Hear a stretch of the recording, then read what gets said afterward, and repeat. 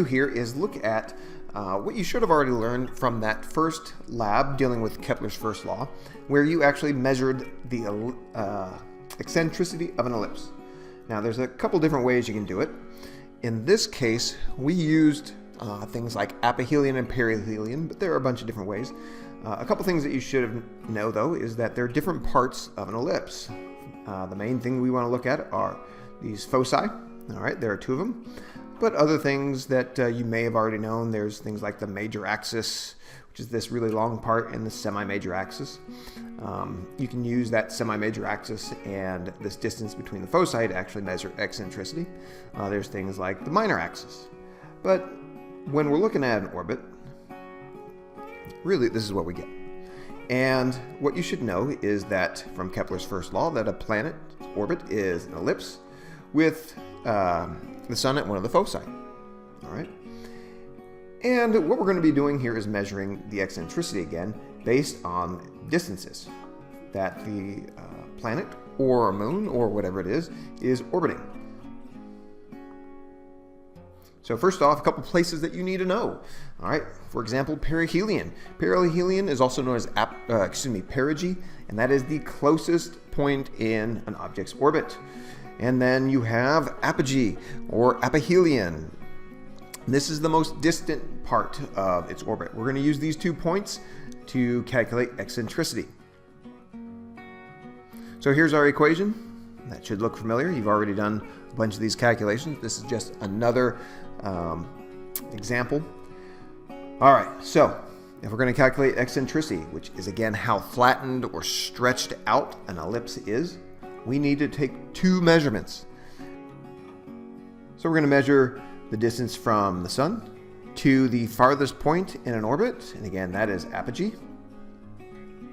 We represent with a capital A, and the closest point in its orbit, that's perigee, which is the closest point in its orbit. So let's just go ahead and give an example. So let's say we measure this distance here, and we find that out to be 15 centimeters. Now, it doesn't matter if you measure it in centimeters from a map, or if the units are in kilometers from an actual orbit, or even things like astronomical units. The units will cancel out. There are no units for eccentricity. So we measure that, in this case, let's say that's 15 centimeters.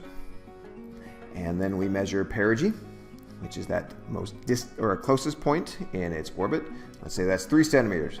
When we plug those numbers in, we get something like this. So it works out to be 12/18. Or when we put it into decimal form, which is what we prefer, we can round that to 0.67 eccentricity. Let's look at one other. All right. You can tell that the shape is a little bit more circular in this case. All right. And if we have an aphelion of 5 centimeters and a perihelion of 4.5 centimeters, that works out to have an eccentricity of 0.05. All right.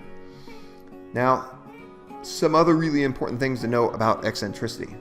And you should have gotten this in your lab, but let's make sure we have them in our notes. First off, most planets have very, very circular orbits. All right, very near zero, because as you bring the foci close together, all right, those orbits become very, very circular. If we look at things like comets, comets have very, very eccentric orbits, which means they are more like what you would expect an ellipse to be, all right, very stretched out.